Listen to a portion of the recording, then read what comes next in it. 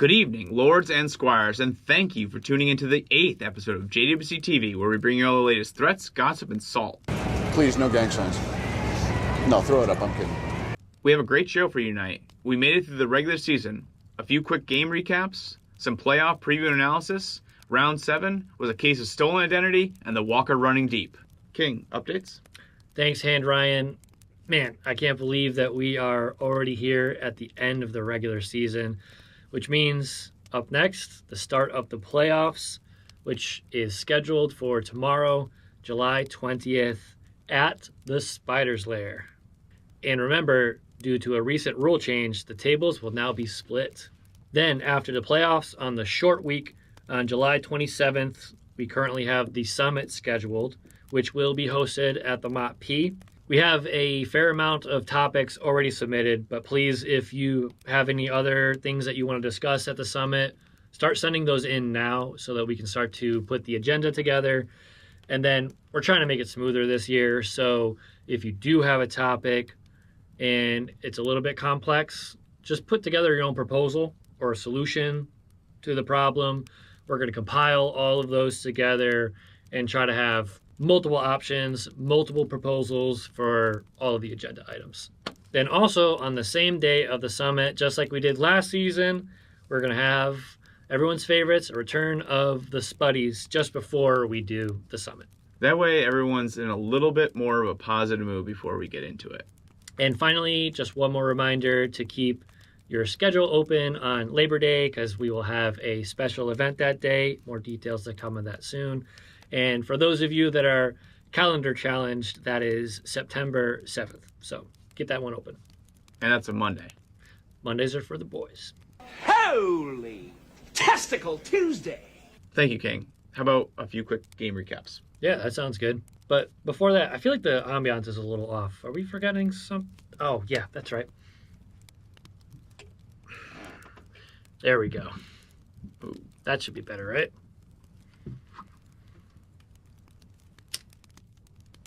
That's better, right? That is. All right. Yeah, let's get into it. Before that, let's take a look at this promo from ManaSync. Still running your Commander League on a spreadsheet? ManaSync runs the whole thing. Seasons, schedules, and standings scored automatically the second a game ends. Log games live from the table, turn order, knockouts, who eliminated who. Not league night, casual games count too. Spin up a pod. Guests welcome. Every deck you own, tracked, every upgrade, every cut, every dollar. Friends can spectate, talk trash, even bet on games with updates straight to your league's Discord.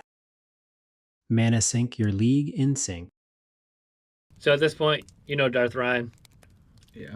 And I'm sure you heard some whispers from his game. Do you want to bring us through that one? Sure thing, King. So Darth Ryan's table. Going first, we have D-Rock, the Conqueror. Going second is Lord of Chaos. Going third, Darth Ryan. Going fourth, the Sellsword.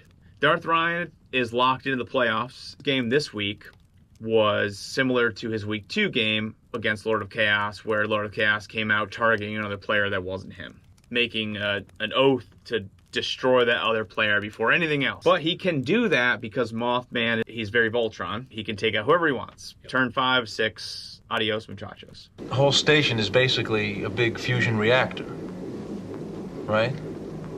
So you're talking about a thermonuclear explosion and adios, muchachos. Oh, great. Wonderful.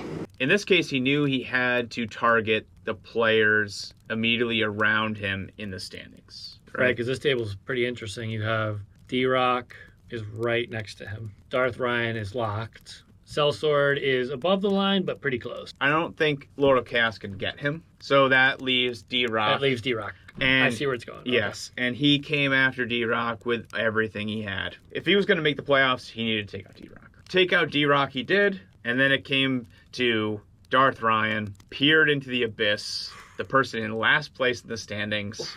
Bite the pillow. And then it came down to just Darth Ryan and Sellsword. And Darth Ryan had every single counterspell in his hand. Fierce Guardianship, he had Chaos Warp, he removed something of Sellswords. Well, we don't have Blue Ryan here to read this card to us, but he had Garrison, Starn, Kellamorph, and that just sort of put it to bed.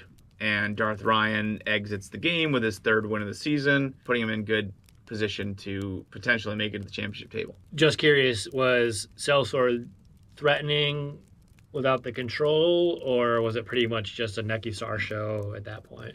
He was actually trying to do things. Yeah, sure. I'm not calling the threat. Darth Ryan didn't let him have a chance to be the threat. Had it been a game that was in the middle of the season, Mothman would have just taken out Necky Star. Darth Ryan saw the opportunity to remove one of the decks he was weakest against. All right, that's an intense game and impressive that Necky Star closes the season out with a win. Should we go on to the next one? Your game now? Sure. First of all, I just got to say that table placement was huge this round. Very impactful, but more on that later. This table was first Kingmaker Kiki, second Lord of Infinite, third Jägermeister, and then last myself. There was some mulligan action going on. I went down to 6. Lord of Infinite went down to 6 as well. Jägermeister and Kingmaker Kiki kept their initial 7. Tough spot for me going last, 6 cards in hand, but we carry 4th. So this game kind of went how you might imagine it, with Lord of Infinite and Jägermeister out there. It was the longest game of the night. I think we ended at 1 a.m., starting at like 7:40. You do the math. There was some gear turning on a couple turns that took a little bit longer, but for the most part, it was play throughout that entire time. So it was legitimately a long game. Plenty of stacks from Lord of Infinite, like we touched on last episode. He got out Thalia pretty early, and then a Deafening Silence, which limits you to 1 non-creature spell a turn. Archon of Emeria, which just limits you to a single card per turn. We were getting slowed down on all fronts. Despite the stacks, Lord of Infinite, Jägermeister, and myself started to build up a board state. I had a decent board state at this point, starting to get some power on the board with Torgal. Torgal was getting to be big. And then good old friend Kingmaker Kiki right next to me. I did swing on him, so he had 7-ish commander damage on him. Probably starting to get nervous about that. Took out Torgal. So there goes Torgal. Another turn rotation later. Board states are still starting to get there.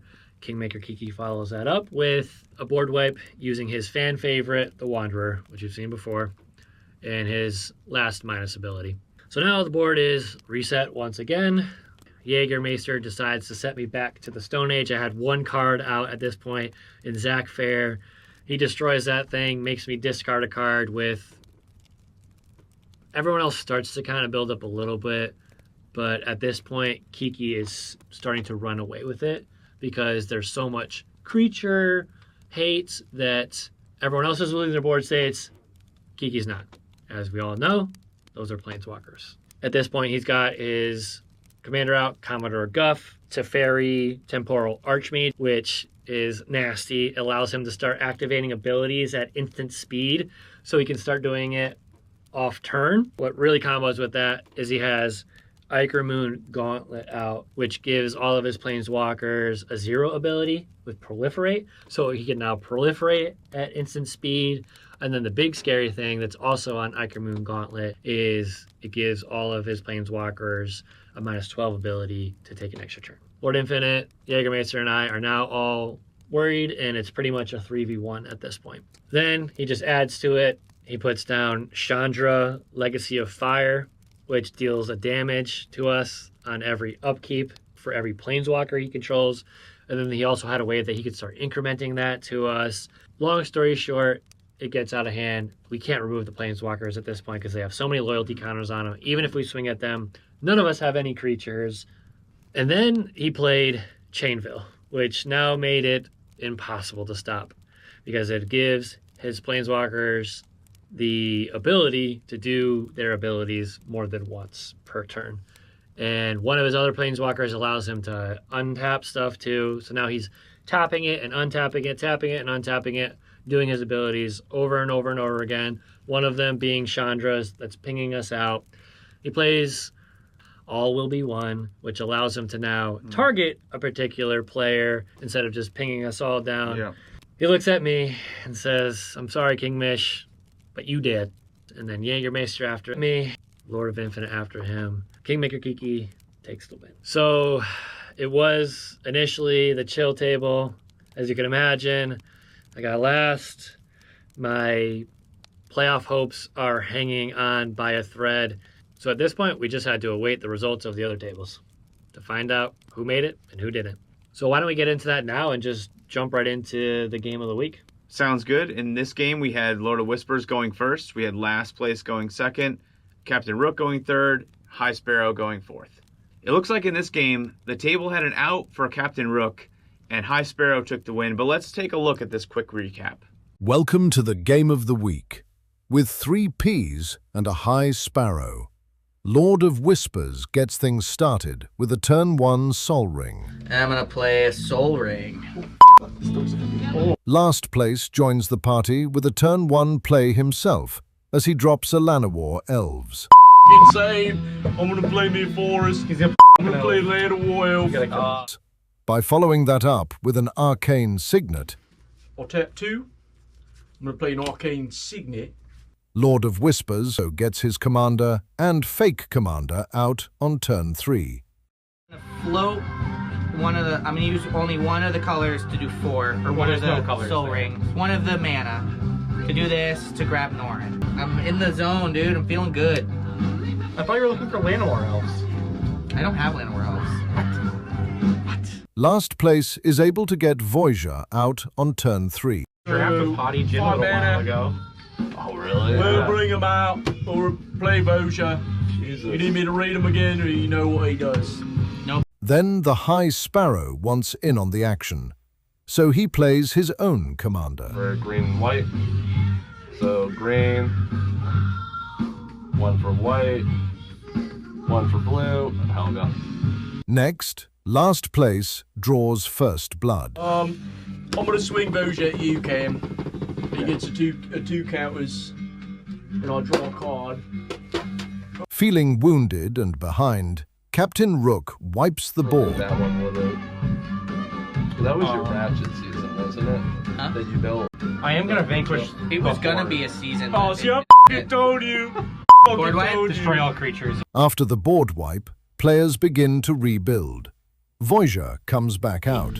If my commander keeps getting. Remember what I did for the table? You guys remember what I did for the table? That's all I'm saying. Yeah, I remember. I'm gonna kill you. Pat, For let's the table, fucking chill. for the table, I had a great board and then you stole all my shit. Yeah. That wasn't for me. That was for you. Yeah. Do you not understand? That was for you. I have a question. He wasn't swinging Voja at me. He was swinging it at you. Fucking shillings out of this. How long have you been playing Commander? How long have you been playing Commander? Longer than you. Someone with a commander like this That was a is year's not worth- swinging it at the person they want to kill first. There was a Right, year's but- worth of. But you already had the damage, so he was gonna just finish you off to get the KO. No shot. All right, I disagree. 7 mana. Replay me old commander. Boo! Nick, I was no Settle threat. down. Dude. That was no threat at all. Settle down. I know. Well, but you were like, what's the analogy I'm looking for? Like the weak need to link, put- you know? Like Well, he just I was wanted just to gonna draw a let card. you die, He just wanted to and draw a then card. I was gonna figure it out. You know? Well, That's not how it's gonna go. now you're doing He all swung right. you first. Cool, I knew you bored. I see. I'm I had no. I did have no land. but stupid. I couldn't take another vote. You know what they call me? Poor Last man's place. Nostradamus. Oh, but I thought Voja's not gonna swing you the second time, so I don't know why he board wiped. You know? Yeah. Because deep down you Playing knew. safe. I don't want to hedge my Because bets. deep on down that. you knew. I don't want to hedge my bets on that. I'm right, but you know. Oh, okay.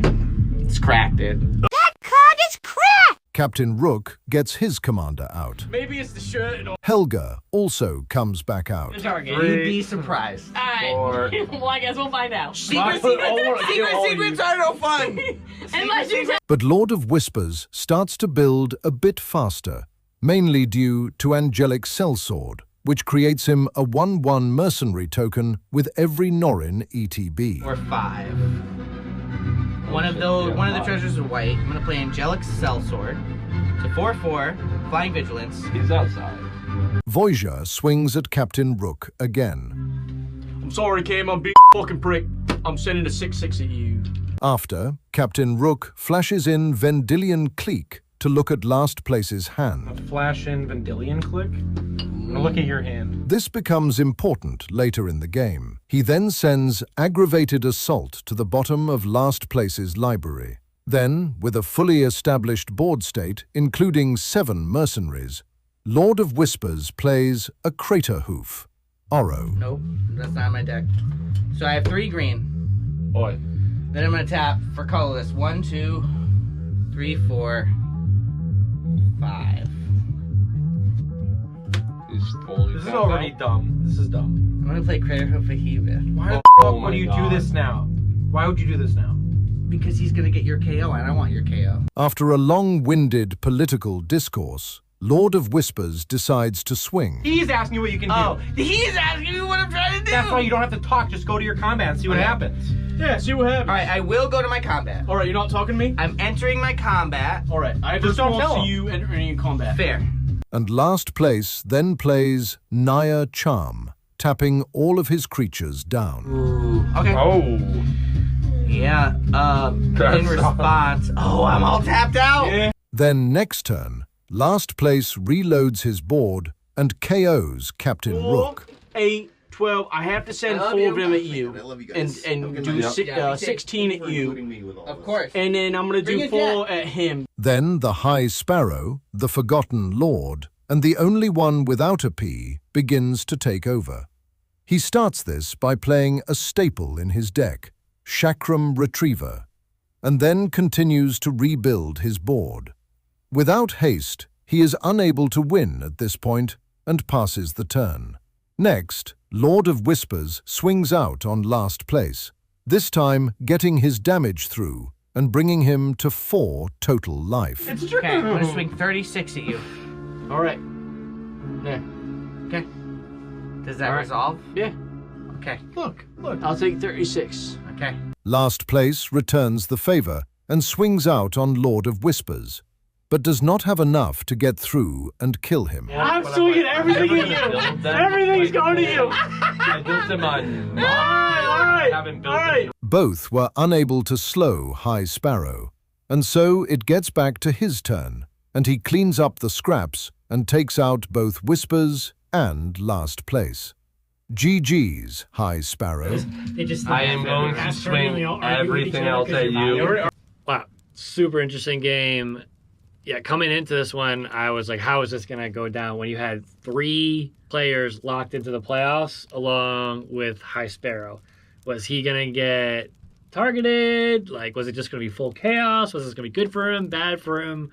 So crazy to see that shake out. Like we said earlier, the table placements were very impactful this round, which ended up having a big impact on how the playoffs ultimately shook out. But before we get into the playoffs, let's take a look at how the overall regular season went.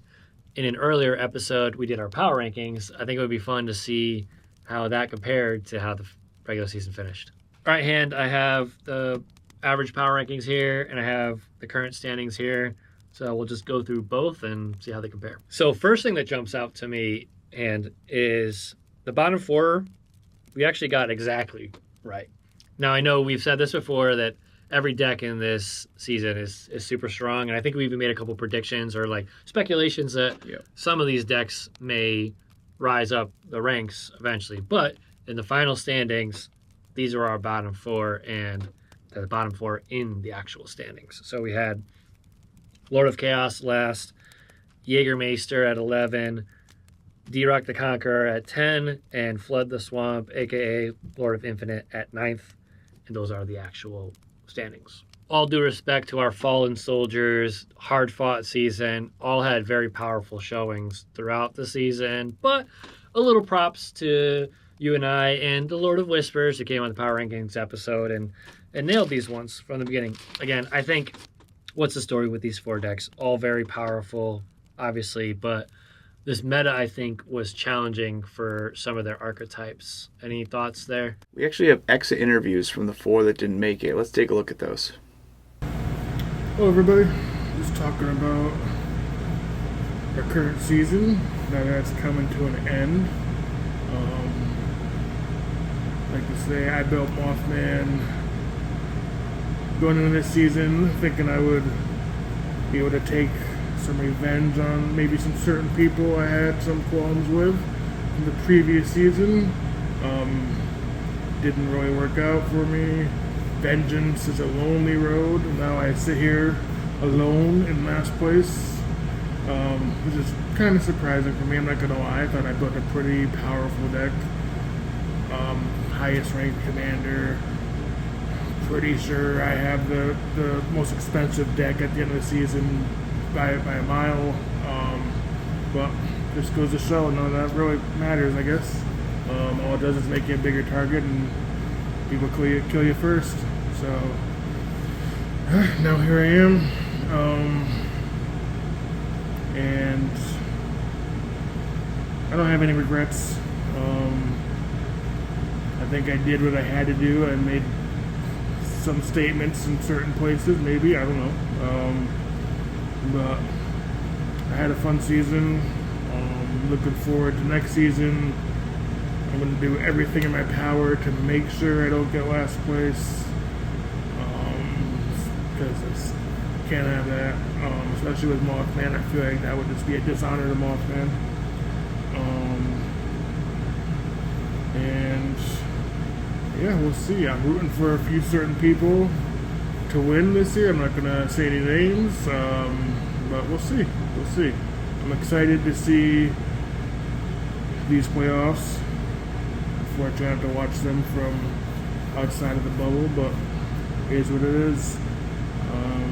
Alright, well, I guess that's all I have to say about this season, and I'll see you guys later. So it was a disappointing season for Devil and Down to Georgia. Had dreams of playing the fiddle, Devil and Down to Georgia, at the championship intros. Unfortunately, I canceled my fiddle lessons after round 2. I don't think the meta dictated too much of that. I think it was pretty diverse. We had direct damage, we had stacks, we had combos, we had mill, and we had combat and go wide strategies. Only lost one game to a turn 4 infinite. Other than that, I played mostly 4 or 5 hour chess matches. Definitely not the most polarizing or contentious season. Always salty, of course. But you can tell how bad the season was by the number of summit topics for the next season. So we'll see about that one. As far as Henzi, unfortunate luck, the first 5 games, I was in it, I was interacting, second best for a while, just couldn't close. After that, I did get a win once upgrades came around. I did get second place. And then unfortunately, I just got paired with Lord of Infinite Stacks for round 8, and I couldn't do anything. Stacks shuts me down, shuts Henzi down. I mean, basically makes it so I don't have a commander. I do have a little devil on board, but doesn't do anything for the rest of my game plan. Outside of that, I guess my flaws, I was kind of betting on a theft, steal, and sack strategy. But I think the free sack outlets are far and few between, at least in terms of cheap to get into the deck on the original season build, and then as well as mana cost to effectively get them out. And they got to be free because I'm sacking 4+ creatures a turn, so it's just got to be like that. I think the last problem I had was just pride over politics. I love a good bluff. I love a good short-term deal, 1 turn, half a turn, whatever it is. Don't do this, I'll do that. I just can't stand the multiple turn deals, or when people bring in a divorce eternity and they take 30 minutes to make a deal where one player comes out first and the other player comes out second best. So there it is. Bombs away. I'll see you guys at the summit.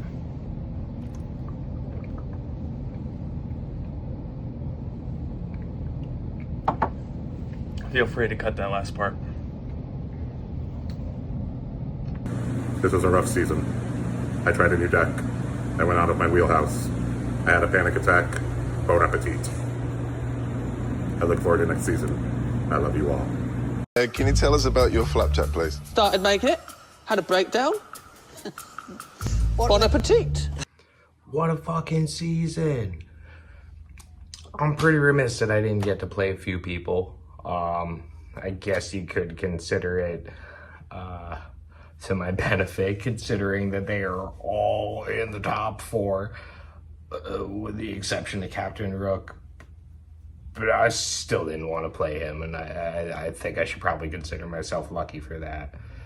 I did, however, get to play half of the field for the entire season. So I'm not really sure where my deck fits into the meta. I think it did okay, though.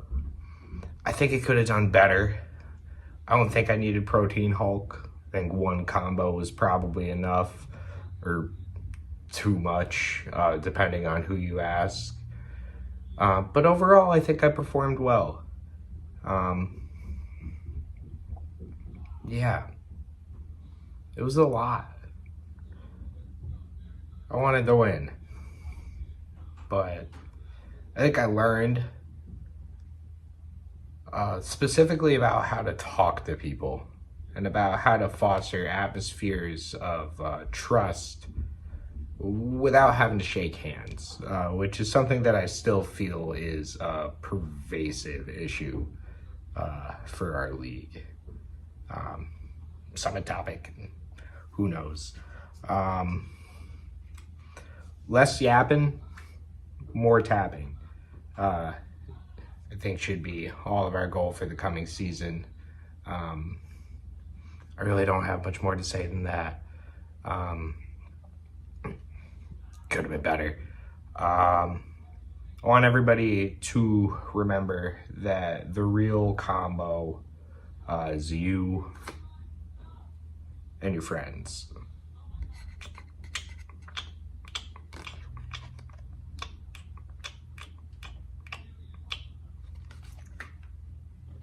So once again, big respect to everything those Lords put into this season.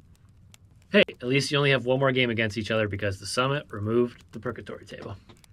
All right, then for the rest of it, we have a pretty mixed bag, but also relatively close. I think the biggest outlier here is that next we had the Sellsword at 8, but he is currently in 5th. And this is where I'm going to pat myself on the back because I did have him highest in the power rankings. I told y'all, watch out for that Merkel once he starts to get all these upgrades. Yeah, but we know what we always say about Sellsword. Always the threat. And then we have myself at 7 in the power rankings, which was also pretty accurate, but I did slightly worse. I'm in the 8th spot, just making it by the skin of my teeth. Definitely feels maybe not so deserving as some of those below me, as we touched on before. Very powerful decks that did not make it, but it's been a long, hard-fought season, and it appears the Postie is not done with me yet. The pack survives. Trust me, darling. Trust me, darling. So look me in the eyes. Tell me what you see. Perfect paradise. Tearing at the seams. I wish I could escape. I don't wanna think. Wish I could erase it. Make your heart believe, but I'm a bad liar. Bad liar.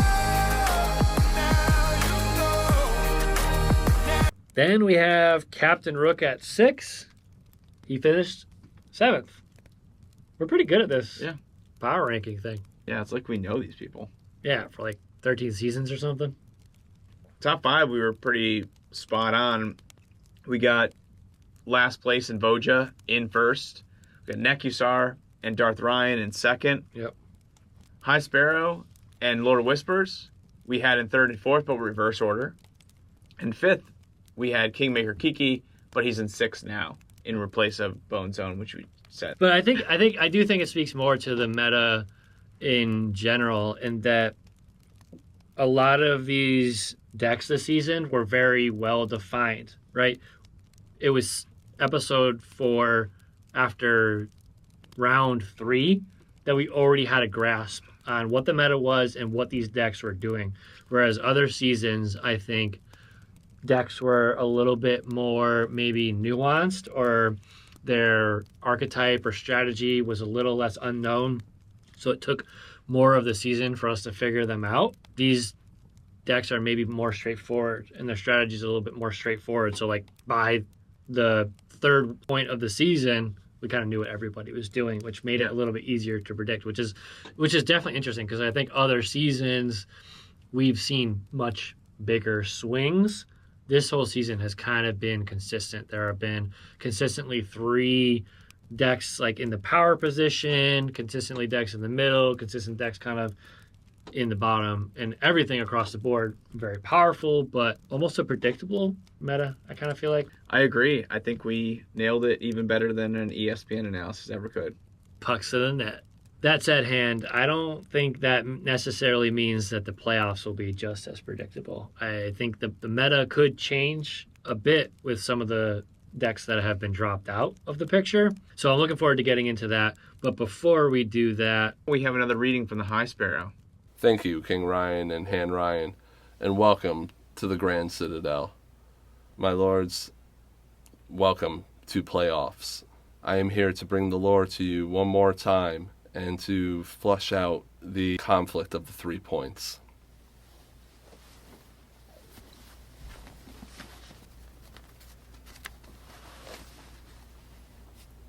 The fires of the 3-point conflict consumed the realm, and for seasons, the Wolf's Den, the Spider Lair, and the Creamery operated as the driving force. No single house could rise without the other 2 violently dragging them back into the mud. Yet, despite the widespread devastation of the land, the 3 points maintained absolute monopoly on power. They guaranteed their spots in the postseason season after season, transforming the playoffs into their own personal, reoccurring war zone.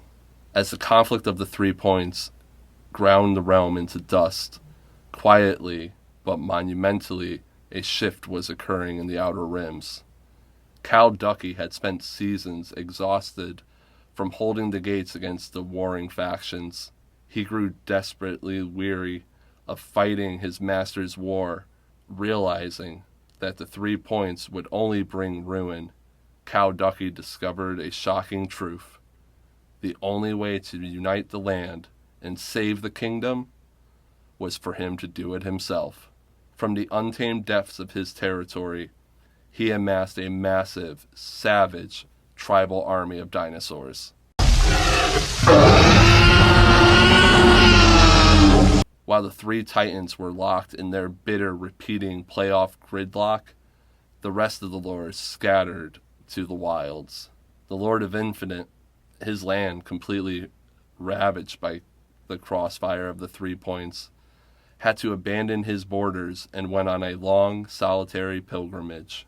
And myself, the High Sparrow, heartbroken and disillusioned by the ultimate betrayal of the Kingslayer, I began to wander the realm as a nomadic priest. The Conqueror was stranded on the wrong side of a fractured geopolitical divide. He watched the smoke rise from the capital, deeply questioning if the land would ever unite again. And our Lord of Chaos, well, while the others wept and wandered, the Lord of Chaos simply lavished in the destruction. I love gold! Quietly biding his time in the shadows, waiting for the perfect moment to strike. Then came the turning point. In a campaign of tooth and nail, Cal Ducky unleashed his prehistoric horde upon the playoff bracket. He became the first king in history to hail from the wildlands, violently tearing the crown away from the 3 points. With his crowning, a sudden wave of relief washed over the land, ushering in a glorious golden era of the JWC. Prosperity reigned over the kingdom. During the peaceful dawn of his reign, the wandering wizard, our Lord and Infinite, finally ended his pilgrimage, discovering fertile new lands within the Rose Circle. There, alongside his new lady, he built a majestic grand zoo. Meanwhile, the church's reach expanded rapidly, stretching down from the rugged highlands into the lush surrounding jungles. Myself brought in a powerful new advisor to raise the church back to its former glory. But peace in the Johnny Walker Cup is a fragile thing. To the north, the Lord of Whispers watched his former protege thrive. Initially, he felt a spark of pride for Cal Ducky, but the joy quickly soured into bitter resentment. Tales soon reached the spider lair of a ruthless mercenary pirate captain harboring in the north. The Lord of Whispers remembered that the last time he brought in a brilliant advisor into his court, his lands had prospered. Hoping history would repeat itself, the Lord of Whispers brought in Captain Rook into the kingdom as a secret agent. Through heavy politicking maneuvers, he marched before the consul and successfully secured Captain Rook a formal lordship over the very harbor his flagship sat in. However, the shadows failed the tyrant. The Whispers betrayed him. Word of a secret alliance had leaked directly to the throne and directly to Cal Ducky. And that is where we will stop today, my lords. I will bring you the end of that story next week, right before the end of our season comes. To all of those in the playoffs, good luck. And remember, the church warned you. I will send it back to you, King Ryan, in handwriting at the Great Hall. Thank you, High Sparrow. Again, some insightful history into the JWC Kingdom. So playoffs. First thing to touch on that we brought up before was the table placement was very big in this last round. 3 of the 4 lock-ins, the P's, were on the same table, kind of gunning at each other. Obviously, they're on the same table. They're going to keep each other down closer in the points. Bite the Pillow and last place, aka Voja, have the same points, but are both at the top of the standings with very high probability of securing the championship game going into the playoffs with 90 and 93% chances of making the championship table. That will definitely set up a dynamic. The other thing on my mind is, like I said a second ago, that the meta is now different too, with the 4 players that dropped out, specifically with Jägermeister and the Lord of Infinite, where Lord of Infinite is the stacks guy, slowing everybody down, and Jägermeister being the control guy who specifically has shut down Voja. The flip side of it, we still have all the burn guys in the playoffs. So burn decks have become more concentrated, and the stacks that slows them and the control that slows them is now gone. Yep. So what are we left with? Depending on table placements, you may not even want to target the top players because you don't want to necessarily give the win to a player that's near you in the standings. Yep. I'm not trying to defend last place and Darth Ryan because they're in first and second, but if you're, say, someone in your position where you can't catch them, even with a first place necessarily, first place you're in. You're in. But if they were to get first place, those win your ins are out of the picture. Yeah. And your 4 points still brings you up to a position where you may win. In your case, you may have to win and you're in, so that may not be the case. But say Lord of Whispers, who has 17, he could be at a position where he could get second and he's in if one of them win. Yeah, I think I agree with that, but from a slightly different perspective, I think same result. I honestly think that everyone in the playoffs right now is a play to win scenario. We might actually have some real Magic the Gathering games because, yes, 1 and 2 are near locks for the championship table, but they're going to want to strengthen their position. Everybody else after that, from Phantom Menace down, Phantom Menace is in 3rd. He's got a 52% chance to make the championship table. To me, that's nearly I need to play to win. Like, a second place may get him in, but it's risky. So he's likely playing to win. If he gets second, he'd want to get second to either Voja or Nekusar. Exactly, because he'd want the 1 and 2 to get eliminated from that pool. If someone jumps him because they get first from the bottom, yep, he's almost screwed. Exactly. So again, to your initial point, table placement will be huge there. If that's not even an option, then it's like, okay, now I got to play to win. I'm making the case that it is play to win, because then even after Phantom Menace, at Panic, he's got a 47%. Then it goes to Bone Zone, 35%, 33%, 27%, and 23%. Like, everyone is playing to win here, which simplifies it all outside of maybe Elvin and Bite, but there are nightmare scenarios where they don't make it if they get a 4th place. I think it has absolutely sped up a bit with the very impactful stacks and control decks out. And everybody left is Burn or Combo or Voltron. But this is why we play the game, because you can't predict what's going to happen, and you can't predict how each of these 8 players are going to approach this. Everyone is in a unique position. Everyone has a unique deck. The table placements are going to be unique. I think it's going to be an insane playoffs, and I can't wait to see how it shakes out.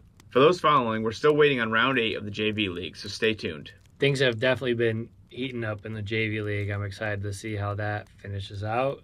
The dynamic of the same 4 playing each other every week makes things so different, and that playoff and championship table is going to be fun. Oh, yeah. It's going to be great. So last round, because of the delayed episode, we actually had 2 submissions for the trivia questions. The first one being the Cell Swords question and what movie was his deck referencing. That movie was 28 Years Later, which Jägermeister was the first poll to get it correct. And the second question was, what song did the commish use for his Season 10 championship entrance? The answer was Old Town Road. And again, the person who got that one correct was, in fact, the Jägermeister. And that puts the Jägermeister at 4 collector booster packs to 0 for the rest of the JWC. So from here on out, we're going to streamline this and just give the packs to the Jägermeister. That's fair. But maybe we should give them just a little chance and do another trivia question? Sure. All right. How about we do a Cal Ducky related question? He's a legend, and I know you know his histories pretty well, so I'm sure you could come up with something. Yeah, he's been lost in purgatory for quite some time. Yeah, that's right. I still don't know where he is. Yeah. The question is, what was the only thing holding Cal Ducky back from a continued rule? And whoever guesses that trivia question correctly, first drawn from the postie before next round, wins one of these collector boosters of Spider-Man. But before that, we're going to rip one of them ourselves because it's time for a pack opening. Nice. Hopefully we can pull another stone. Which one is this one? The Soul Stone. The Soul Stone. So we'll be one closer to completing the Infinity Gauntlet. We have a celebrity guest appearance to open this pack. Oh, we do? Yeah. All right. Me and this guy right here, he's the genius behind everything, and we're just making trouble.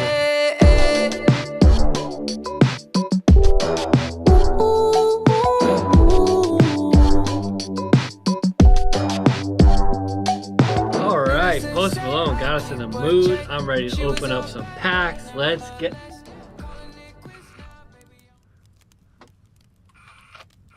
Spider-Man is with us in the building to open up some Spider... What's up, Spider-Man? Just your friendly neighborhood Spider-Man. All right. You're going to open up these packs for us? I'm going to open up one of them. One of them. Okay, one pack. All right, let's do it. I think we need to use your spidey senses to pick the pack so we can pull another stone.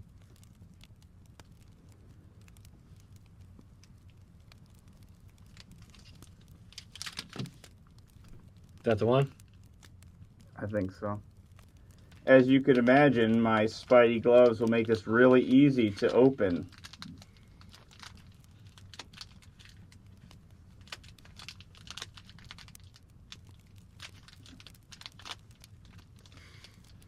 Alright, I'm a superhero. I should be able to open these. Alright, Spider-Man Collector Booster. My pack. Here we go. Spider-Man, I know you're super dexterous, but want me to save you some time?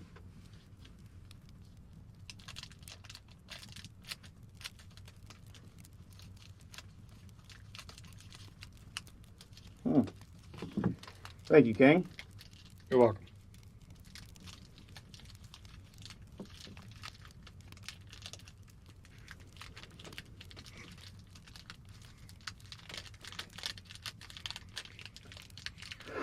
It definitely saved me time. It's coming out. I never opened packs like this, so I mean.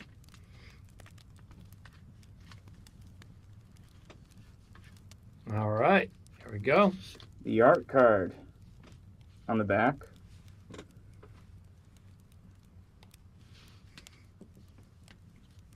If I'm showing that upside down, it's because I'm very hypersensitive in my Spidey outfit.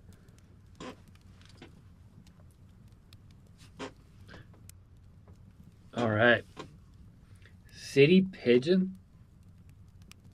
Nice little flyer. Venom, Evil Unleashed.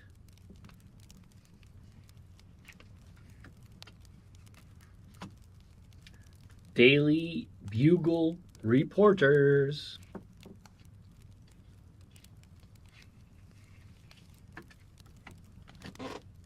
Doc Ock, Sinister Scientist. Ominous Asylum, continuing our trend of lands. Wraith, Vicious Vigilante. Superior Foes of Spider-Man, still in uncommons. Craven Proud Predator, still uncommon. Gotta be getting close to the rare, I think. Ezekiel Sims, Spider-Man Totem. Is that first rare? That's a still uncommon. Oh. Just testing you. I can see really I clearly. know. You can see all these before we even get there with your Spidey senses. I don't want to spoil it, so that's why I'm keeping silent. I appreciate it, Spider-Man. Oh my god. Yes. I gotta say, yes. Every single episode we've had sick basic lands, and that. Yeah. The Sellsword could use a couple of these in his deck. Yeah, Forest. I've been watching your guys' episode. I'm a big fan. Thanks, Spider-Man. I know I'm just your Absolutely. neighborhood, Absolutely friendly neighborhood honored. Spider-Man. Absolutely honored. Thank you, Spider-Man. And our mythic rare, we got a Mr. Negative. Okay. Seems decent. We have another rare. These, my spider hands just grab too many cards at a time. So it's very sticky with your I know, webs. I'm really apologize. It's all good, Spider-Man. Rent is due. I think that's also a rare. All right. The Clone Saga. I love these. I don't know if this is a big card, but I think there's a chance because it's got that comic book. That's so sick. That's so sick. Do you recognize those guys? Because they kind of look I do. Well, I'm not actually on that card, but Yeah. I already kicked all of those guys' asses. Right, that's true. Yep. This is just telling my saga. Right. I've lived this. Right. Okay. I don't need to read these cards. I've already lived them. That's true. Yep. Okay. I still think it's cool. All right. What else we got? Oh, there's a card behind that. There's a card behind that. Spider-Man. I know you've seen it already, but we would like to see it. The people would like to see it. Iron Spider Civil Warrior. All right. Legendary artifact creature golem. That's dope art. Don't know if it's expensive or not, but cool card. I'm sure you guys in the JWCTV will sort that out after. Yeah. And those Spidey fingers are just so so sticky. Clingy and sticky. And you can imagine how good I can see out of this. Yes, mask. you have very good vision. Yeah, it's very good vision. Yep, such good vision. Mysterio, Master of Illusion. Nice little foil. That's sick art. Again, we will clarify the value on this after. Thank you, Spider-Man. We did not hit the Soul Stone, but still some cool pulls. And I appreciate you stopping by. Good luck to all the JWC. I'm really a big fan.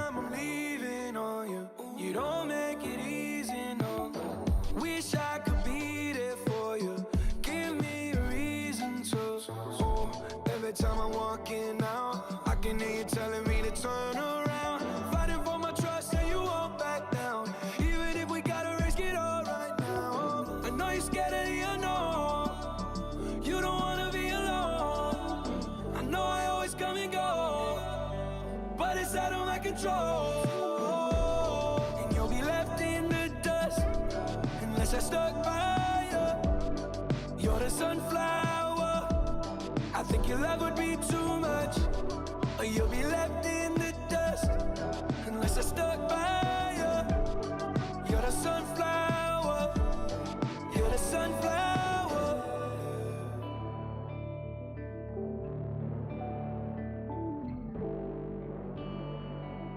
Once again, congrats to everybody for making it through the regular season, and good luck to all of you in the playoffs and to you on the consolation table and getting those extra entries for the postie.